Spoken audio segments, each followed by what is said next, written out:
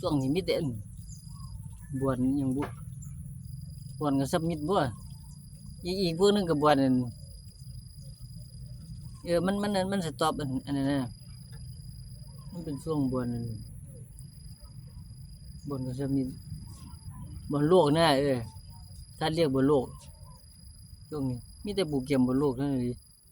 ถึงก็ซับมิดเนี่ยนะแล้วบาง2-3มื้อยังอังกฤษมันก็ซับมิดบ่บวนก็ซับมิดภาคเวียกันสโมสรนั่นไปพากันไปทีมชาตินะภาคบีมีแต่รายการบอลโลกการเรียกบอลโลกนะยังประเทศยังประเทศอียิปต์เข้ารอบบอลโลกอัตโนมัติของโมซาลาห์นะเคยฟังข่าวอยู่แล้วก็ยังว่าอิตาลีตกรอบไม่ได้ไปบอลโลกอิตาลีแชมป์ยูโรหวดกวนนะปีกายนี่ยังสเปนหวดกวนได้บอลโลกบ่ได้ไป2 ปีแล้ว2 เที่ยแล้วนะนี่สวยดีว่ะคือได้ใจมันโอ้สวยมันย่ำยูโรได้แชมป์ซิได้แชมป์รองแชมป์เนี่ยได้แชมป์เนี่ยนะปึ๊กคัดบอลโลกช่วงบ่ได้ไปฮอดบอลโลกตกเลยผู้ใดพวกแชมป์กลุ่มสวยดีว่ะมีนักเตะบ่บ่ย่ำมันยูโรเข้าชิงได้แชมป์เลยนะที่มันแสดงกินเลย4 ปีขึ้นหลัง2 ปียูโรบางกีนี่สเปนชิงกับอังกฤษหมดกวนพูดเตะจุดถวดชนะอังกฤษไม่ได้ไปบนโลกสิ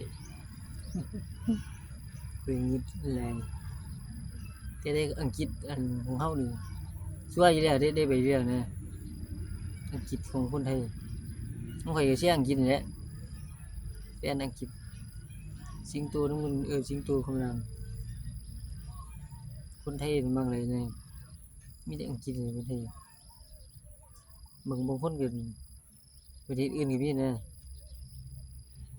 แฟนครับมันคอยอังกฤษคอยได้ไปช่วยได้อันบนโลกแค่บนโลกแต่บางเดย์บาง2-3 มื้อมันเตะกับสมิธชนะอยู่30-40เลยนะได้ใจอยู่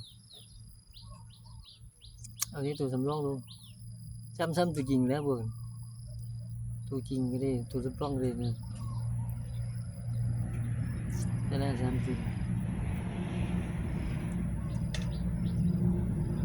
คันอันนี้กันมื้ออื่นกันลีกสโมสรแล้วมื้ออื่นวันเสาร์นะมื้อวันเสาร์กัน